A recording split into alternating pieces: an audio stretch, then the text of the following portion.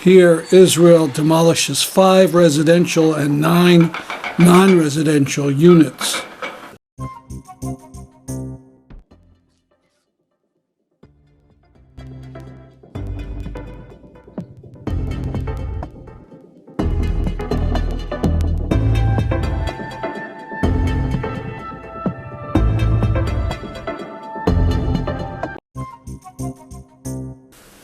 Hello, my name is Stanley Heller.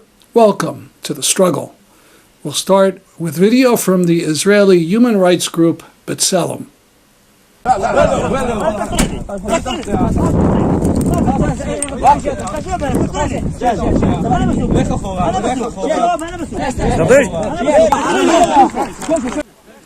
On December 17th, a settler arrived in a vehicle belonging to a Jordan Valley Settlement Regional Council into a Palestinian agricultural area and ordered a Palestinian farmer who was plowing to stop working. The settler called Israeli authorities, and soldiers and border police arrived. They announced that the tractor would be confiscated. The sons of the tractor owner arrived, and one of them, with great courage, resisted and insisted on driving the tractor to wherever the forces told him to take it.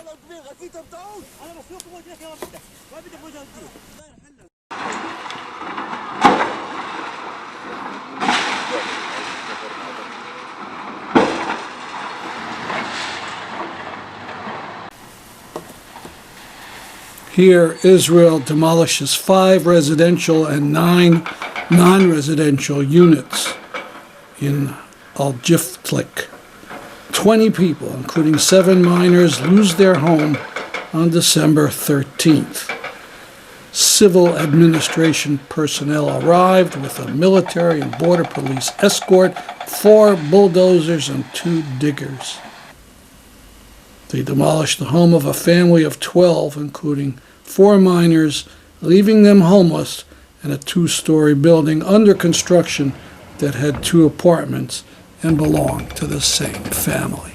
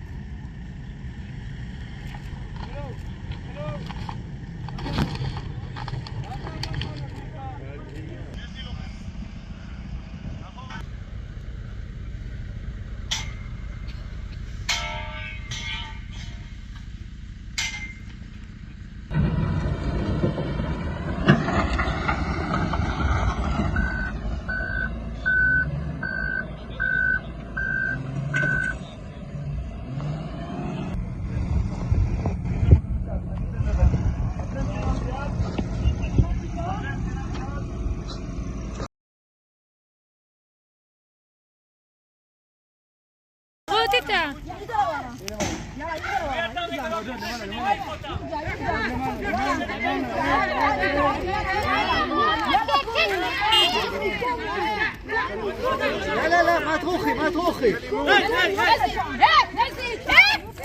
توصلها ما توصلها ما تجيبي שקט אתה ما توصلها انا بقول لك وين تحت انزلي تحت اللي يقول لي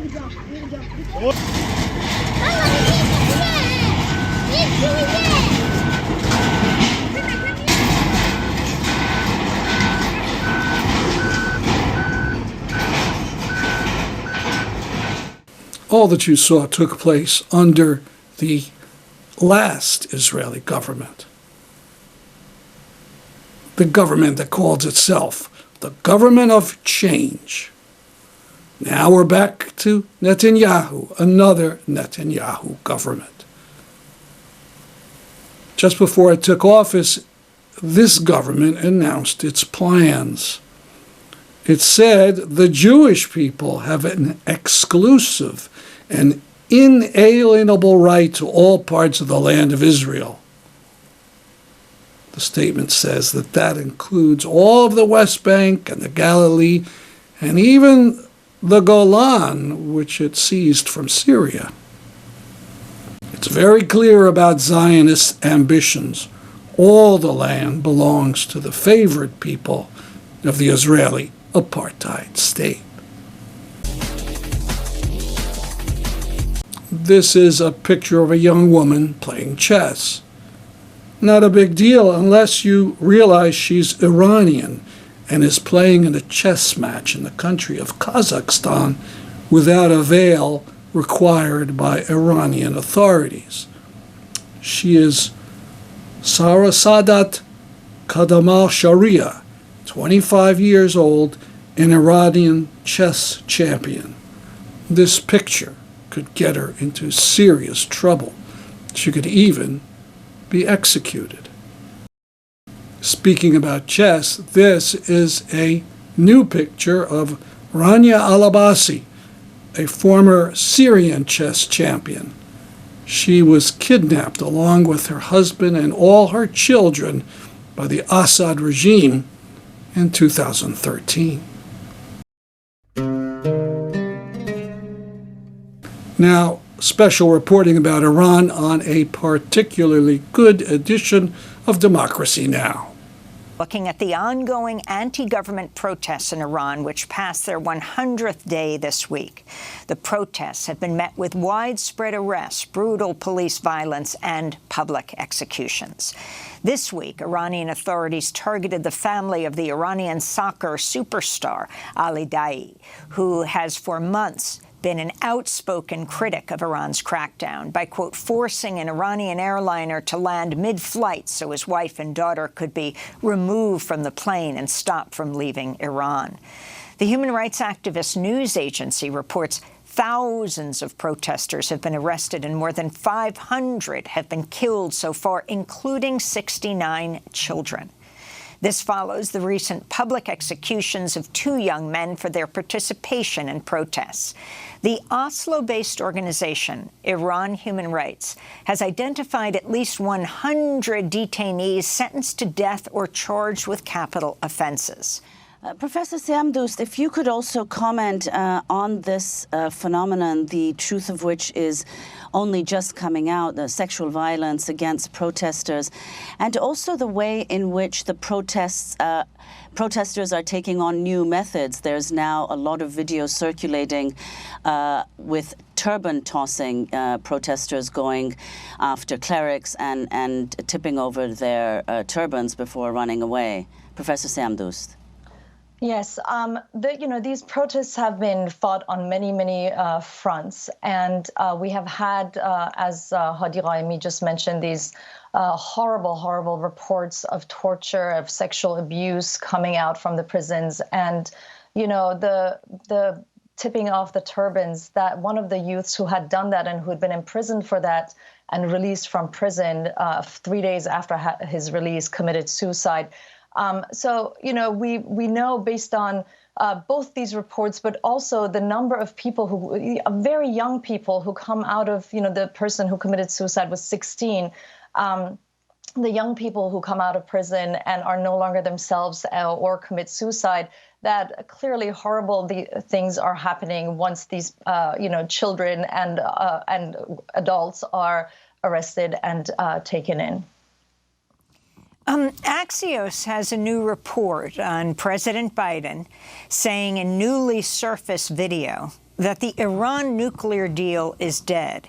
Axios reports Biden made the remark in a short conversation with a woman who attended an election rally in Oceanside, California. The woman asked Biden to announce that the JCPOA, the Joint Comprehensive Plan of Action, as the Iran deal is formally known, is dead. Biden responded he would not for a lot of reasons, but then added, it's dead, but we're not going to announce it. You can listen closely. President Biden, could you please announce that JCPOA is dead? Can you just announce that? No, why not? No, a lot of reasons. It is dead. We're not going to announce it. Hadi Raimi, if you can talk about the significance of this happening now with the protests taking place. You are a former CUNY professor of physics as well. Yes. Yes, so look, before this protest, the JCPOA negotiations were going nowhere. The Iranian government had missed a lot of opportunities to come back to the deal, and it was throwing a lot of obstacles in the path of it. Then these protests happened, and the situation is completely different. Let me tell you what I hear from inside Iran. The Iranian people, at least the ones I talk to, and the analysts are saying that, look, we are a party to this deal too. Especially the economic benefits that would flow to the regime at this moment is absolutely not justified.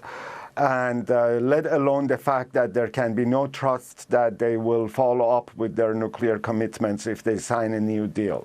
So they're saying that, for example, the blocked money in the banks that could come back to the Iranian government is really belong to the Iranian people. It is the oil sales proceeds, and the Iranian people have no role in these negotiations, and their interests should be protected. So they are especially pointing out that any economic benefit should only be tied not just to the nuclear activity, but to the crimes being committed. They want a moratorium on executions. They want a release of all political prisoners. They want the freedom to assemble.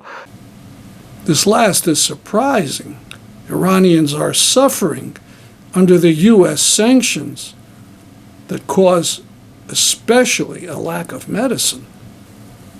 But, as you heard from this speaker, the activists in Iran don't want the nuclear talks to succeed because they fear the regime will get lots of new money that will not benefit the people, but just the regime and its repressive forces.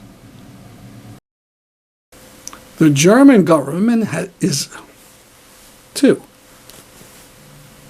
The government of Germany has announced that it is no longer importing any Russian coal nor any Russian natural gas. An amazing achievement. At the same time, the United States allows the import of Russian uranium. For details and a petition opposing this, go to peace.org. Before we go on to our next story, we want to mention our updated link tree. linktr.ee/TheStruggleVideoNews.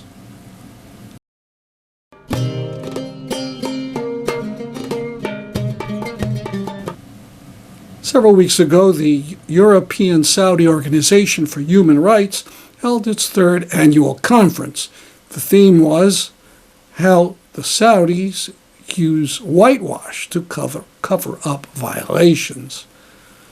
The Saudis spend millions of dollars every year to pretty up their image.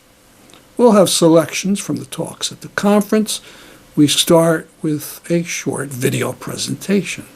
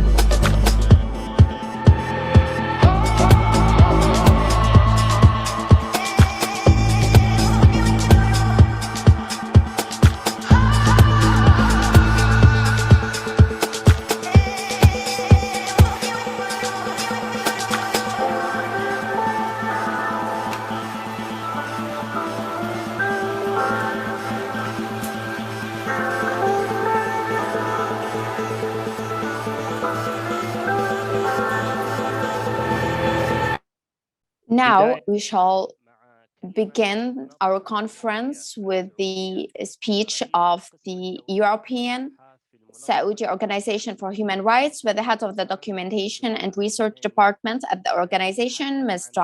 Juhaini, who shall speak about the Saudi methods in the United Nations to dim these violations.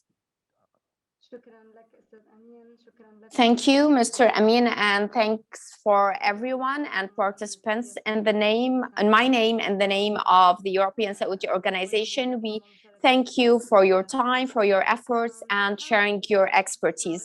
I will try today to speak very briefly about how Saudi Arabia is using its own mechanisms at the United Nations to whitewash its image and cover up its violations and justify them.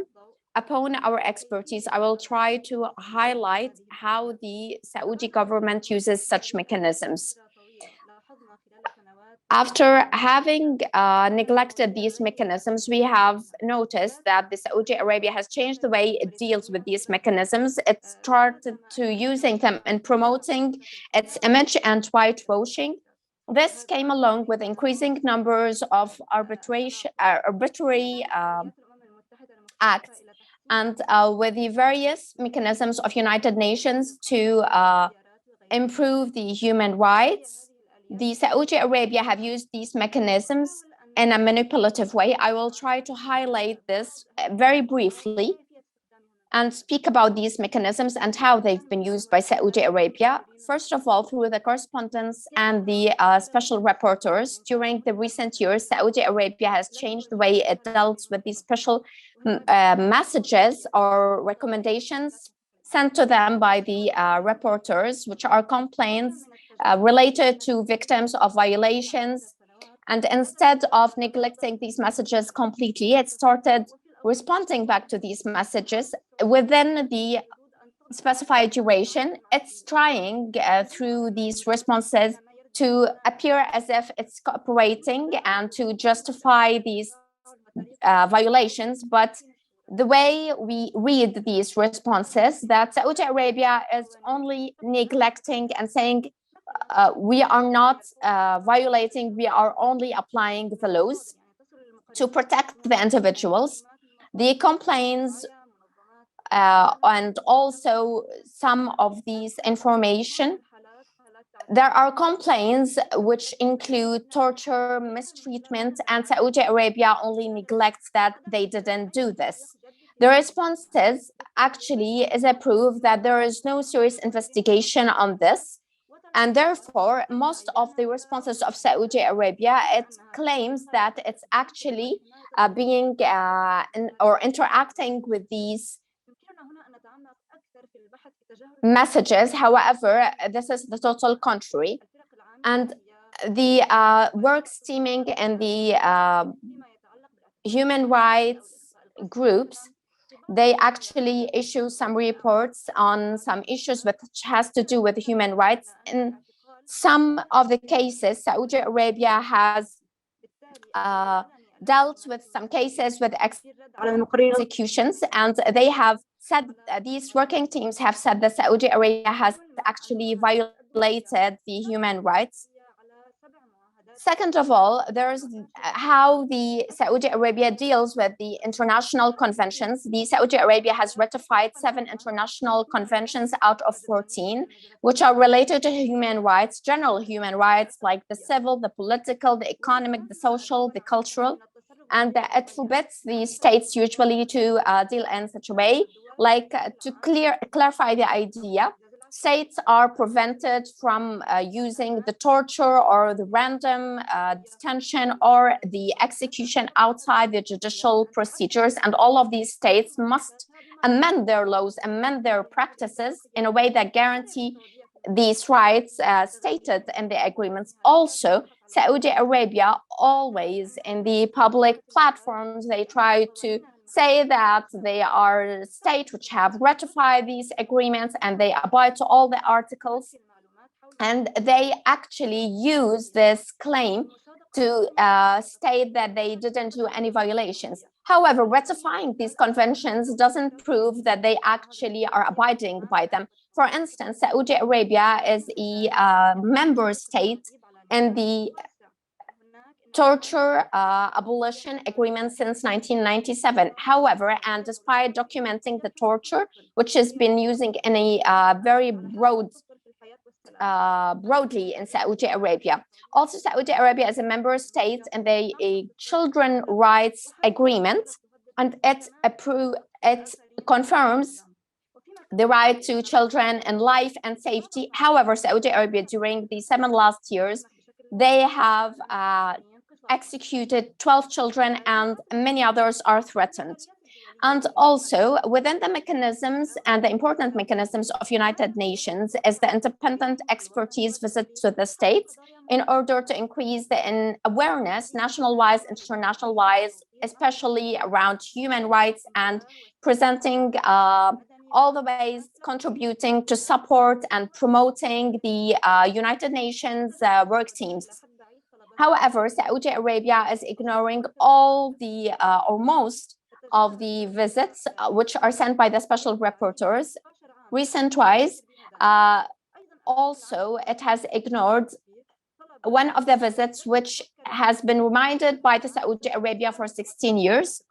And also they were reminded that they are invited to have this visit in Saudi Arabia. However, Saudi Arabia for now hasn't accepted this. However, in 2017, Saudi Arabia has accepted 2 visits application to each of the special rapporteur, and the public media in Saudi Arabia have promoted that these visits are a solid proof that Saudi Arabia is open to development in human rights. However, after the recommendations were sent by the special rapporteur, they have ignored them and they have prosecuted individuals who have communicated with the special rapporteur, including Ihsan Nukhaifi, who is a human rights activist and who is still detained, despite that his judgment period has ended. The UN has these regional specialists, these rapporteurs. But in Saudi Arabia, if you communicate with one of them, you end up in jail. To stick by the schedule, we shall be with ACAT organization. Mr. Elias Joffrey will speak about the role of France in whitewashing the Saudi regime. And I'm happy and delighted to be with you today. And as mentioned, I'll speak about the role France is playing in the whitewashing strategy of the Saudi regime. So as we remember, maybe a year ago, Emmanuel Macron was the first European and Western leader to break the unofficial diplomatic ban implemented against Mohammed bin Salman. And this diplomatic ban was done by the International Committee following the assassination, of course, of the Saudi journalist Jamal Khashoggi in October 2018. And he broke this ban by shaking hands and meeting with MBS during a diplomatic in December 2021. Macron defended himself by saying that it was necessary to talk to Saudi Arabia because it's the largest country in the Gulf, and to work for the stability of the region, you need to talk with them. On the other hand, he said that it doesn't not mean that we are complacent with the country, which was a direct mention to Jamal Khashoggi. But I think the truth is that France has not been the most vocal in denouncing Khashoggi assassination and the human rights situation in general in the kingdom as well, not mentioning the ongoing war in Yemen, where Saudi Arabia is deeply involved, with the support of France too, actually. Macron waited for more than 2 months to take a position on the dreadful event and to impose sanctions on the member of the Saudi kill team. He even said that Germany's decision to suspend arms transfer to Saudi Arabia following Khashoggi murder was pure demagogy, probably because he knew that this decision will complicate France's own arms exportation to Saudi Arabia, as many components of French manufactured military equipment are produced in Germany. The other truth, I think, is that France was already deeply engaged with Saudi Arabia on several major projects. It were launched under France's previous president, François Hollande, especially from 2015. And this time is interesting to notice because this coincides with the arrival of Salman bin Abdulaziz Al Saud as the new Saudi king, and with him, of course, the rise into power of his son Mohammed bin Salman, also known as MBS. And at that time, the United States were also trying to improve its relation with Iran, which France was maintaining a firm position against them. And this very pleased Saudi Arabia, especially after launching its war on Yemen. And this relation actually deepened under Macron for 2017 and 2018. And just before those dates, which coincide with official visits from France to Saudi Arabia, just before this date, we have in 2016, Saudi Arabia released also its strategic framework, which is Saudi Vision 2030, which is aiming at reducing the country's dependence on its oil revenue by diversifying its economy. But we will come back to this later. It has also another purpose. But France has decided to play an important role in this project that is pushed forward by MBS. And one point of this strategy is the importance the entertainment sector is supposed to take. And this is one aspect on which France has positioned itself quite strongly. However, this pillar is also a massive whitewashing strategy of the regime to which the French government is very aware and willing to serve this purpose. In 2018, France signed an important agreement with the Saudi government to support the touristic and cultural development of Al Aula region. And this 10-long-year agreement with a dedicated office, Afalula, which is run directly by the French authorities. So this office oversees the project implementation as a whole. And so that's our program for today. See you next week at this time. I'm Stanley Heller for The Struggle.